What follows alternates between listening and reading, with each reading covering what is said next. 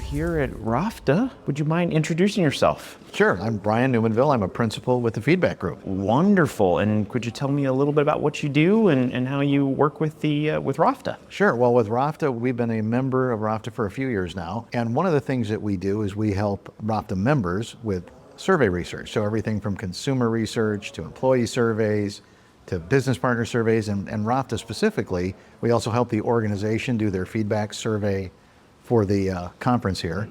And we help their wholesale members understand how their retailers are performing and viewing them, and then giving them some benchmark information to compare their own companies against the broader group of wholesalers. Wow. Okay, that sounds very important to kind of keep up, continually improving. The Rafta members, and then I assume the grocers as well can take advantage of that. Right. And you guys have been doing that for a long time. Can you give us a little bit of history? Yeah. So our company was founded by my business partner's dad back in the 1970s. So we've been doing research for a long time, and both of us have 35 plus years in the business. And so I was formerly with Nash Finch and ran their research and public relations and charitable foundation. And so did a lot of research projects for lots of independents in that world. And that's only broadened since 2012 when I joined the Feedback Group. So we're working with retailers of all the wholesalers around the United States. It's kind of a hot topic lately, but I'm just curious, this is an industry that's not always known for its innovation, and especially on the independent side where there's, always constraints around profit and where we're going to spend money and time. Where are you seeing innovation come about? Well, I think that we're going to continue to see, we're in the very early stages with all the different AI tools that are out there. So I think there's going to be a lot of potential for not only store systems, warehouse systems, even down in the marketing and using generative AI for different things. So I really think that that's where we're kind of on the 1 yard line of a much longer haul. But there's going to be a lot of innovation that's going to come out of that, and tools that are going to be able to help retailers much more dynamically going forward. Gotcha. And you're seeing innovative grocers starting to use AI already, or? Yeah, I think the wholesalers, and when I say AI, I'm not talking about just ChatGPT, right? I'm talking about more machine learning and broader tools, inventory robots that are in the stores. There's retailers using that technology today, but it's going to get a lot more sophisticated as we go forward. There's going to be consumer-facing things too at some point that are going to become more ingrained. So yeah, I think it's being used today, not as nearly as much as it will be over the coming, say, 3 to 5 years. You and I were talking a little bit yesterday about surveying both customers for grocers. We were also talking a little bit about employee surveys and being able to predict leading indicators of where upset customers might lead to. It turns out you had upset employees and vice versa. You've had a career in this for a long time. Could you talk a little bit about where you see trends going right now? Well, I think when you talk about employees and you talk about retailers, employees are the ambassadors, right? At the end of the day, your employees, if you're a retailer, are the front line to every customer that walks through your door. We always take the viewpoint that a good place to start is to do an employee survey if you've never done one, right? Because then you're able to understand how your employees are viewing the organization. And if that's not right, you got to get that right before you move into the consumer research stuff. Now, obviously, if you have a problem store, you have an issue, you're going to put a new store in a market, you might want to do that, first. So we do all of those things, in terms of helping retailers understand where are the opportunities with their employees, but also where are the opportunities with their shoppers. And so those go hand in hand really well. If you think about it, that makes sense, right? Right, absolutely, yeah. Yesterday you presented some information back to several of the vendor community that was here. It was a survey I guess you guys did of some shoppers and how they perceived their grocery stores. Are there any surprising finds? And you had some of that data broken down by generation, and talk to us a little bit about that. Sure, well, at the end of the day, we do an annual survey every year, one or two, and we look at different facets of in-store shopping and online shopping. So the one we went through yesterday was kind of the in-store shopping experience and how those shoppers are viewing things, right? One of the things when we talk about generations is we found that millennials are really not happy with their supermarket on a whole bunch of the kind of the basic and blocking and tackling. So that's one area to kind of look at. We know older shoppers tend to be a little more satisfied with the traditional supermarket, and younger shoppers, meaning Gen Z, it's like fifth on their list of most recently visited places. So we've got to kind of look at all of that and understand, to those younger shoppers, local foods are very important. And so that's something you have to pay attention to. How do you leverage that part of the business to attract them in? So that one thing I think was kind of, I'd call it surprising, is that how much the millennial generation really, which is, families, young families with kids, right? Right. So how do we do better getting those people more happy with our offerings? So I think that's one of the big things. I mean, the inflation measure coping strategies continue to be a thing, whether it's raw inflation now or whether it's the fact that prices are higher, even if inflation is coming down. Those same coping mechanisms are still going to be used for a while. So I think those are some of the interesting findings that we found in that research. Gotcha. Yeah.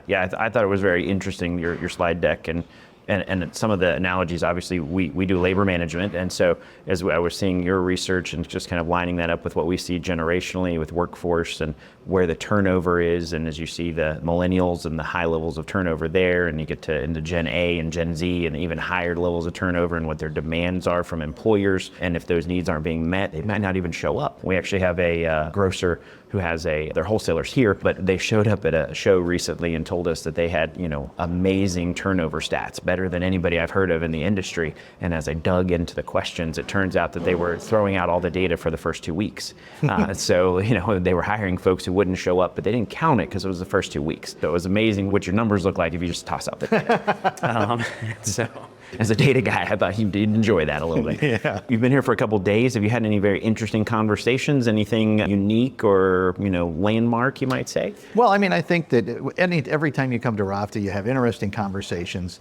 And I think that, it's talking to different, Greg with NGA and Leslie with FMI and the kind of information they shared about what they're seeing, and Stan with FMS. So it was really neat to see how some of the data that I'm looking at from a consumer perspective married well to some of the trends that were popping out of some of their presentations. And that's always, reaffirming when you see data that lines up across the board, right? Like you were just talking, so I think that those have been some really good and enlightening conversations and things for the membership here to kind of see and understand and be able to really absorb all of that at different levels and different heights, as Barton was saying. Right. Yeah. There's the different level, the high level flyover, and as you get closer to the ground, and understand how that all plays out and works together. Right. Yeah. Is there anything tactical? I would say in your world, is there anything tactical, like if a grocer was going to watch this, we're going to put this out on LinkedIn or whatever, if they're going to watch this, like what's the one thing that they should be doing with their business tomorrow, that's something that they could tactically do and go, hey, this is going to turn the screw just a little bit for me or my business? What would you say that would be? I mean, from my perspective, it'd be, if you haven't done an employee survey in a long time, start there and do that right now. Yeah. Because in this labor environment, you need to know the answer to those questions. And the good news is for us with grocery retailers, we have benchmarks that we can provide as part of that assessment. So we have not only a good battery of questions that are well tested, we can tell you how you kind of stack up against others. Right. And so I think that's the place to start. If you've done that and you're current with that, then I would say, are you listening to your shoppers? Yeah. So at the end of the day have you done some consumer research? Do you do ongoing consumer research? Do you ask questions and understand where there's opportunities? Because you might be surprised how every time I do these, there are things that come out and people go, I didn't know that. Right. And because they hadn't had that opportunity to listen. So I think that's the other side of it, is to do that if you haven't done that. If you're putting a new store in a market you haven't been in before, that's a good time to do a consumer research study. Right. Or if you have a store that's not doing quite as well. I mean, we've encountered that a few times. Right. So I think it's those kinds of things, those two things would be what I'd say do right away. If you haven't done the employee thing, get started there. And if you've done that, then let's talk about how can you do listening to your shoppers better. One of the questions that got asked yesterday I thought was really interesting. Someone asked a question, the difference between the large chains, and some of the independents, and why they were able to operate at a different level, different profitability and so forth. And I'm just curious, you've got a lot of experience with very large chains, with mid-market, and with the smaller independents. I'm just curious, is there anything that you see that they're doing in the day-to-day tactical execution of a larger chain that maybe is in your area of expertise, that they are doing the feedback, or they're doing it more frequently, or they're doing whatever it is? Right. Are you seeing something different that maybe a smaller independent is not doing or is not executing on that they could take away from? Well, I think one of the big things is, larger chains have a lot more resources, right? Sure. So they're able to invest in doing research in a lot more stores, or in doing an ongoing feedback platform. But that shouldn't discourage a smaller retailer from considering the same thing, because at the end of the day, you have to make that investment, and it's going to cost you something, and proportionally that might feel the same, right? Whether you're large or small size-wise. But if you make that investment, then I'd also tell you, make sure to do something with it. Our best clients are the ones that not only have us do the research on an ongoing basis and are proactive about wanting to listen to their employees and their shoppers, but then they take it, they develop an action plan, they turn, I mean, the wholesalers here at Rafta that we work with too on that side of the coin, I mean, they take the results of this research I do for them every year, and they turn around and they develop action plans as part of their strategic planning process. And the same can be true with your employee surveys. It can also be true with your consumer research. So I think those are the things don't think because you're smaller you shouldn't do those things, and don't, you know, and the larger guys have all the advantages because you can probably execute more quickly at getting the changes and the results in place. Being small allows you to be nimble. The It's agility, great. yeah. It's great. Awesome. Well, thanks for your time. Yes, appreciate it. Thank you. Awesome.